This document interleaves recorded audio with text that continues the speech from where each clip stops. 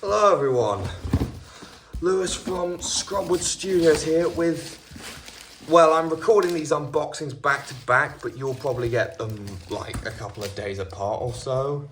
I don't know, but the reason I'm recording these, like unboxing both things right now is because I want both of them for filming.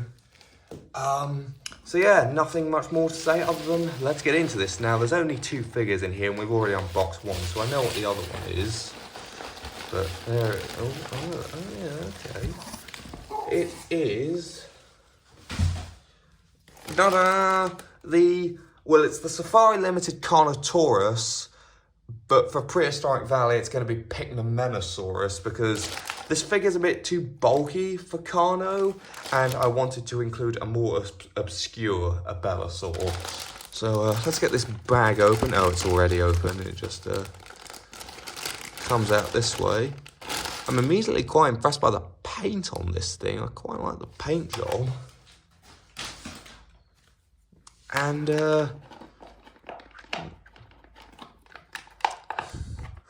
take it off it. Oh hello, it's stuck to the tray a bit, but there we go. And then we've got our little Safari Ltd tag, which hopefully we can get that off.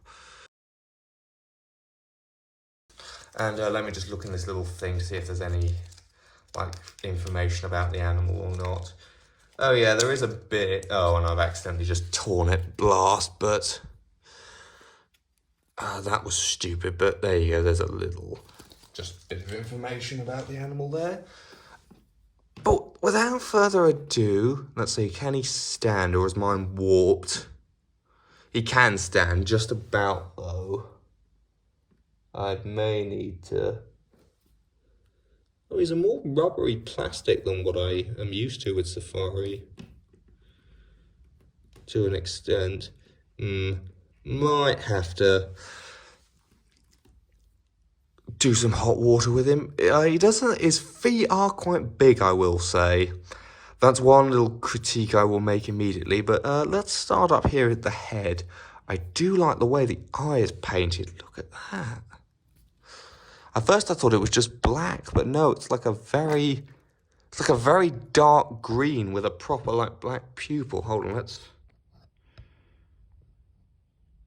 Come on, camera, focus. It doesn't want to do it. Okay, that's fine.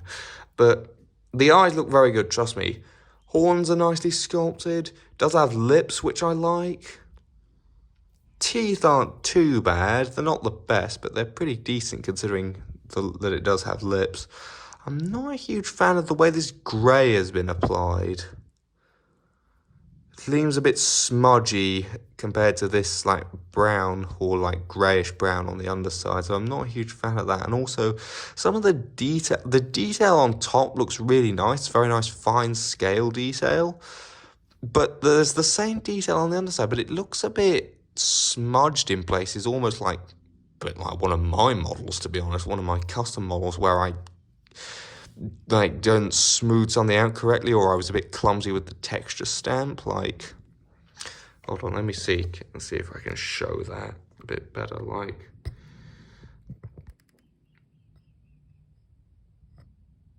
you see, like there in particular, there's this patch where it just seems the scale texture got a bit smudged in the sculpting stage, which is a bit of a shame. Got the cloaca there. And we got a nice, thick, powerful tail. Lots of osteoderms. It is very bulky for Carnotaurus, I will say. So with Carnotaurus, this thing's not that great. But I will say, as Pycnomenosaurus, which has its appearance not fully understood because it's a very fragmentary animal, I think this might just kind of work. Yeah, it's definitely not the best Carnotaurus because it's way too wide and barrel-chested. Arms are done nicely though. Although that one has some dark paint on it, and this one, does it? No, that one's definitely darker than that one. I do like those eyes. Yeah, I'm not really sure what to say about this because I'm not really much of an expert on Abelisaurs, so... yeah, I can't really comment too much on whether this is a good I don't think this is a particularly good representation of Carnotaurus from what little I know, just because it's so big and beefy. But for what I want it for, I would say it's pretty decent. Oh, and I do like the patterning. I really like the paint job. I'll give it some bonus points for that.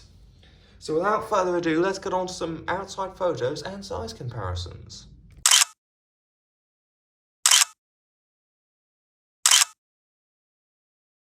So starting off our size comparisons, we've got the Carnotaurus, which was my only figure of this species, apart from, I think, a Safari Mini one that I don't know where that is. Yeah, obviously the Safari one's quite a bit bigger and quite a bit bulkier. This is, I mean, to be fair, this has oversized feet and it doesn't have lips and whatnot, but you could probably argue this is a better representation, but then, which isn't often I say that a Papo figure is certainly not more accurate than a Safari one. And to be fair, this one does look a bit monstrous, so maybe not. The Abelisaur experts will tell you I can't, but yeah, they look quite good together. And the current plan is for them to feature together as both being Pycnomenosaurus in PV. Not sure if that'll still happen or not, but yeah, I think they look quite cool together. Yeah, those feet I might need to warp a bit. But we'll then I'm going to bring in another South American theropod, that being the Eofauna giga. Obviously, it's quite a bit larger than the Carnotaurus / Pycnomenosaurus.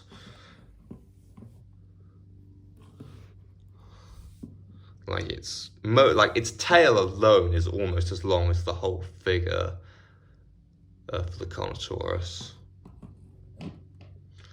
Put you back there, you there. We've also got the last figure I reviewed, which was the Collector Deluxe Neovenator, which, as we can see, is a bit longer than the Carnotaurus, but definitely the Carnotaurus is a bit bulkier and has more like body mass.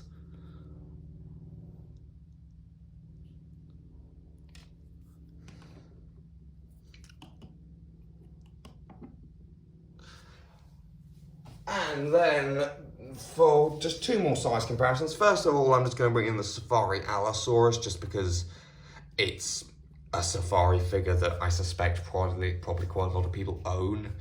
So there you go, there they are next to each other, the Carnotauruses again. Like, this Allosaurus is quite bulky for an Allo, and the Carnotaurus is just much thicker than it and longer, so yeah, definitely. I do think this Carnotaurus is, for a Carno, a bit too big, but again, for what I'm using it for, it doesn't really matter.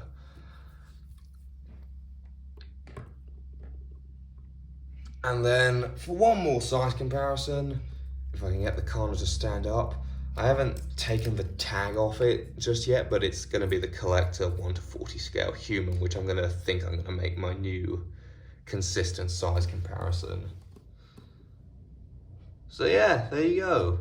As for a rating, hold on, let me get these to stand up and then I'll give a rating. So finally, for my overall rating for this thing, I think I'm going to have to give it a 2 out of 5. Yeah, I think so. It's just a bit too bulky for what it's intended to represent. That doesn't really matter for me using it as Pycnomenosaurus, but using it, like, if you were doing what most people are probably going to do, and if I review it for what it's intended to be, then I'd have to give it a bit of a lower score. Although saying that, I didn't mark down the Neovenator, even though it's way out of scale. And I'm using that for something different, so maybe I could bump it up a bit, maybe a 2.5 out of 5. The paint job I do really like, although the smudgy on the underside is a bit, like, annoying. And the fact that it's not just too, like, big, the fact it's, like, too, like, the proportions are wrong. Mind you, there were some proportions wrong with the Neovenator, so maybe I'll give this a, let's say, a 2.8 out of 5. I do prefer this thing slightly, but I think it's subjective. You could definitely make an argument for this thing being better, so I'm going to give this a 2.8 out of 5. But with that, Make sure to like, subscribe, all the other things YouTubers tell you to do. Bye.